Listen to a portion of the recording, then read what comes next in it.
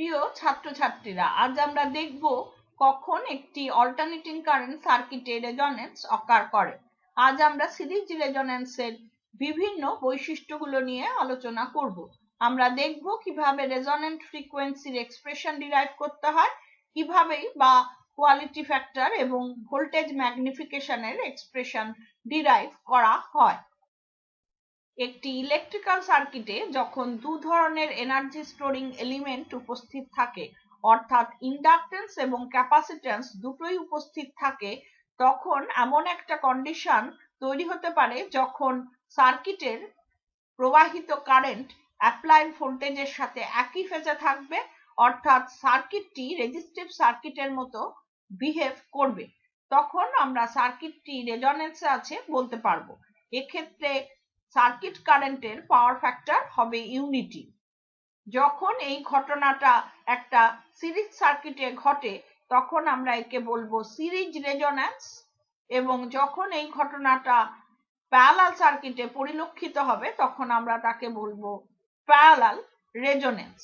আজ আমরা আলোচনা করব সিরিজ রেজোন্যান্সের বিভিন্ন বৈশিষ্ট্য নিয়ে। একটি সিরিজ আরএলসি সার্কিটের অ্যাক্রসে আমরা যদি একটি অল্টারনেটিং ভোল্টেজ সোর্স কানেক্ট করি, তাহলে এই কারেন্ট প্রবাহে যে বাধা সৃষ্টি করবে সেই হচ্ছে ইম্পিডেন্স। একটি সিরিজ আরএলসি সার্কিটের ক্ষেত্রে impedance Z equals to R plus J XL minus এক্সি।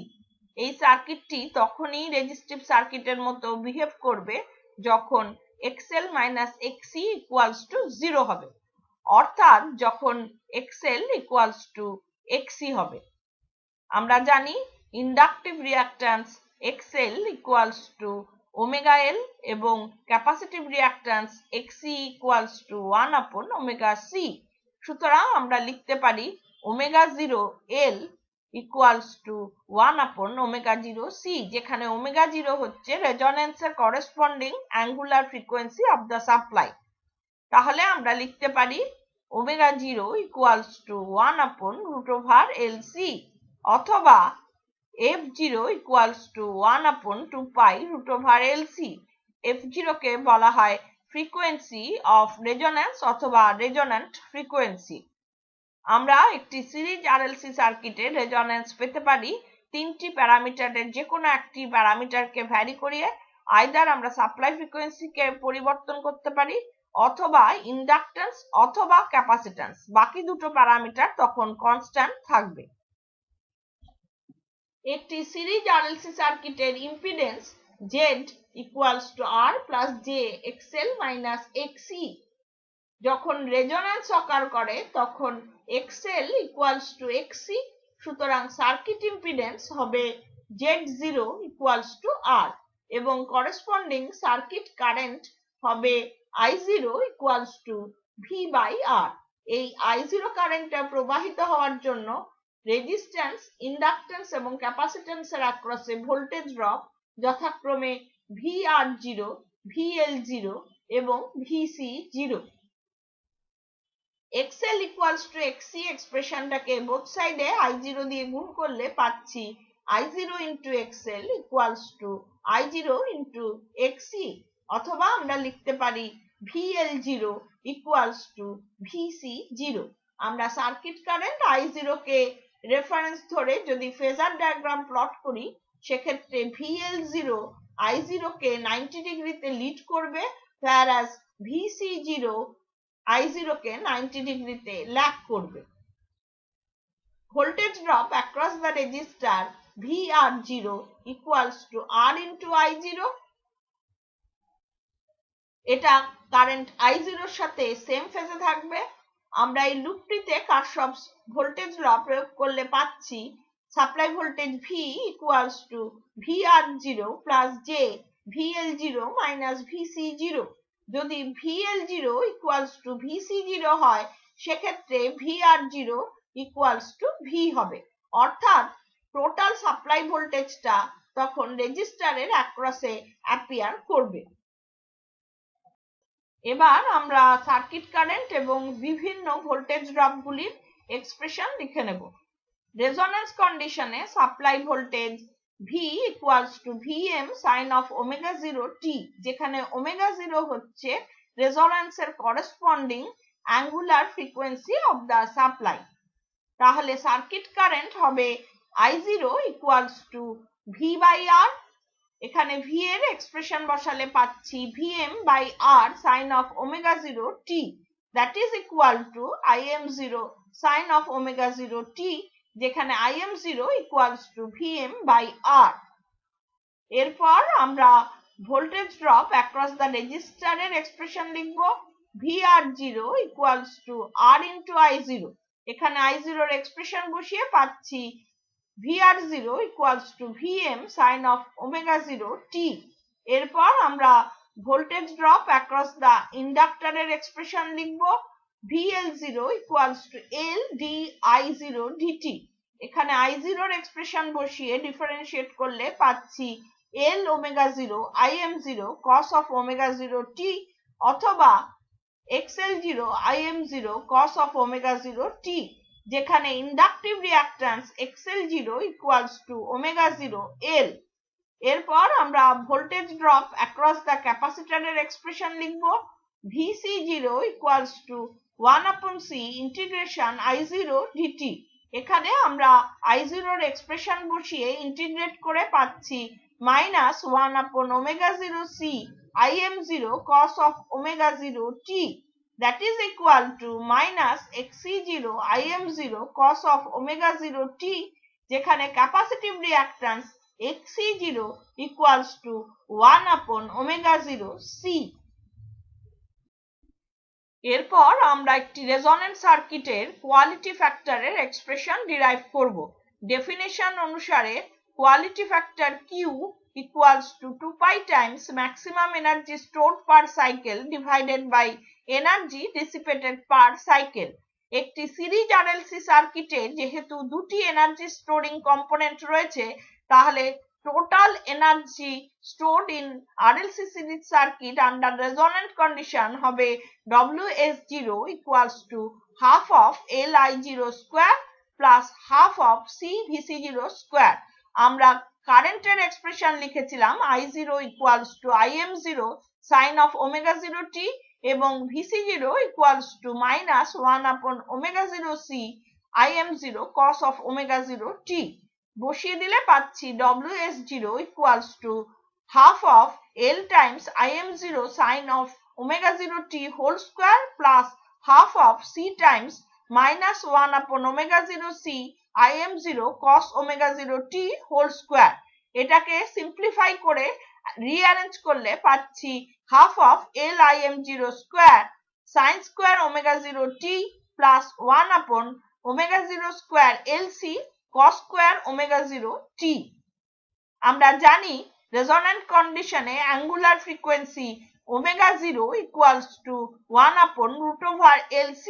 বসিয়ে দিলে পাচ্ছি WS0 equals to half of LIM0 square sin square omega 0 t plus cos square omega 0 t, that is equal to half of LIM0 square। যেহেতু resonant কন্ডিশনে RMS value of circuit current I0 equals to IM0 divided by √2, সুতরাং WS0 হবে LI0 square। এরপর আমরা energy dissipated পার সাইকেলের expression derive করছি WD0 equals to I0 square R divided by F0। আমরা জানি omega 0 equals to 2 pi F0, সুতরাং WD0 হবে I0 square R divided by omega 0 divided by 2 pi। এটাকে রিঅ্যারেঞ্জ করলে আমরা পাচ্ছি 2 pi by omega 0 into I0 square R। এরপর আমরা কোয়ালিটি ফ্যাক্টরের ডেফিনেশন অনুসারে এক্সপ্রেশনটা লিখছি Q0 equals to 2 pi times WS0 divided by WD0। আমরা WS0 এর এক্সপ্রেশন পেয়েছিলাম L into I0 square।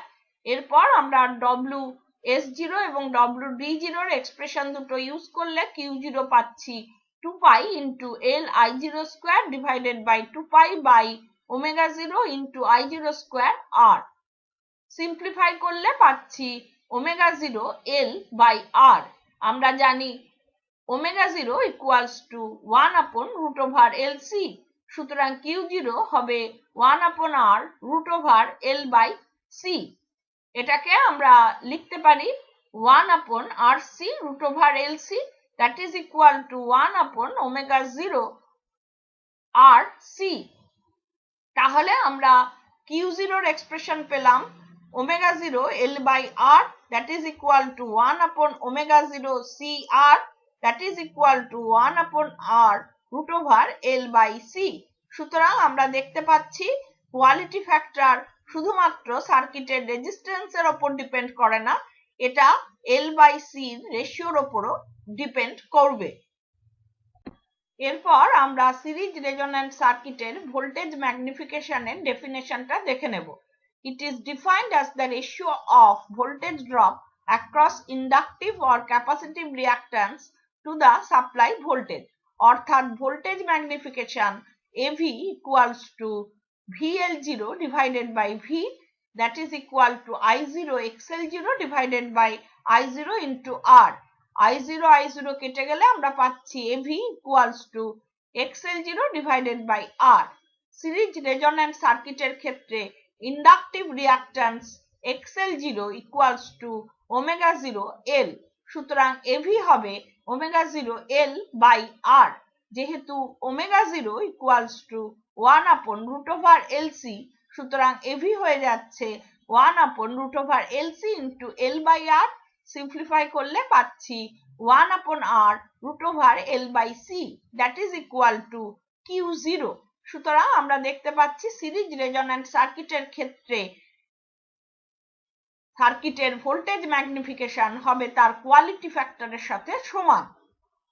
আমরা ভোল্টেজ ম্যাগনিফিকেশনের ডেফিনেশন অনুসারে লিখতে পারি AV equals to VC0 divided by V, that is equal to I0 XC0 divided by I0 into R, that is equal to XC0 divided by R।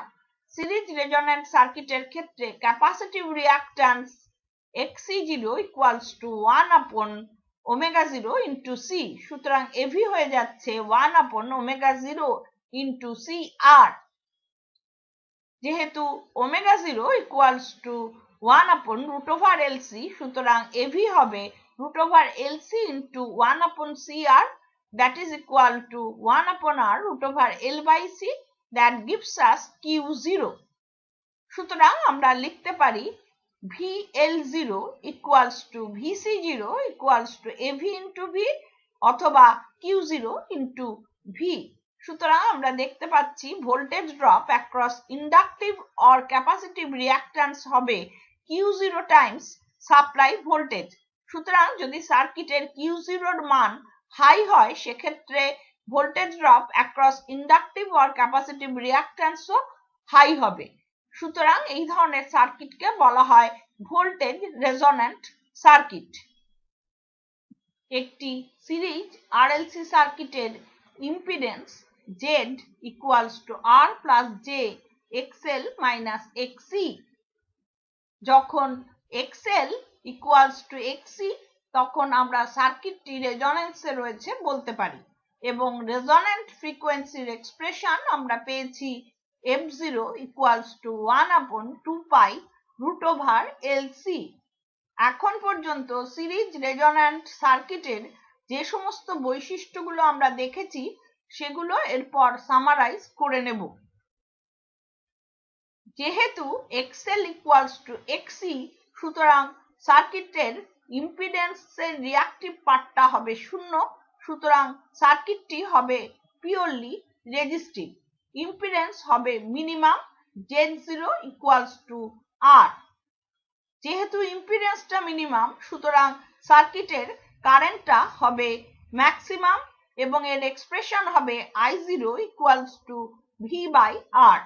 যেহেতু line কারেন্টটা maximum সুতরাং এই সময় সার্কিটটাকে বলা হয় অ্যাকসেপ্টার সার্কিট। এই সার্কিটটি টেলিকমিউনিকেশন সিস্টেমের ক্ষেত্রে অত্যন্ত গুরুত্বপূর্ণ। কারেন্ট যখন ম্যাক্সিমাম আমরা পাওয়ার অ্যাবজর্বড বাই দ্য সার্কিটও পাবো maximum, that is P0 equals to I0 square R. এই সময় reactive component of the line current হবে 0, সার্কিট পাওয়ার ফ্যাক্টর হবে unity, cos phi equals to 1, অর্থাৎ সার্কিট কারেন্ট এবং অ্যাপ্লাইড ভোল্টেজ একই ফেজে থাকবে। Voltage drop across the inductor হবে ভোল্টেজ ড্রপ অ্যাক্রস দ্য ক্যাপাসিটরের সাথে সমান, অর্থাৎ VL0 equals to VC0। Voltage drop across the inductor অথবা ক্যাপাসিটর সাপ্লাই ভোল্টেজের থেকে বড় হবে। সিরিজ রেজোন্যান্ট সার্কিটের ক্ষেত্রে VL0 equals to VC0 equals to Q0 times V। সেই কারণে সিরিজ রেজোন্যান্ট সার্কিটকে বলা হয় ভোল্টেজ রেজোন্যান্ট সার্কিট। এই সময় সাপ্লাই ভোল্টেজটা পুরোপুরিভাবে রেজিস্টারের অ্যাক্রসে অ্যাপিয়ার করবে, অর্থাৎ VR0 equals to R times I0 equals to V। আজ আমরা সিরিজ রেজোন্যান্ট সার্কিটের বিভিন্ন বৈশিষ্ট্যগুলো স্টাডি করলাম। আমরা দেখলাম সার্কিটের ইন্ডাক্টেন্স, ক্যাপাসিট্যান্স অথবা সাপ্লাই ফ্রিকোয়েন্সির যে কোনো একটিকে ভ্যারি করিয়ে আমরা সার্কিটে রেজোন্যান্স পেতে পারি। আমরা আজ রেজোন্যান্ট ফ্রিকোয়েন্সির এক্সপ্রেশন ডিরাইভ করেছি। এছাড়া সিরিজ রেজোন্যান্ট সার্কিটের কোয়ালিটি ফ্যাক্টর এবং ভোল্টেজ ম্যাগনিফিকেশনের এক্সপ্রেশন ডিরাইভ করেছি। পরবর্তী লেসনে আমরা সিরিজ রেজোন্যান্সের গ্রাফিক্যাল রিপ্রেজেন্টেশন দেখব এবং কিভাবে সিলেক্টিভিটি, হাফ পাওয়ার ফ্রিকোয়েন্সি এবং ব্যান্ডউইথের এক্সপ্রেশন ডিরাইভ করে সেটাও দেখব। আজকের লেসন যদি তোমাদের ভালো লেগে থাকে লাইক বাটন প্রেস করো এবং বন্ধুদের সাথে শেয়ার করো। ধন্যবাদ।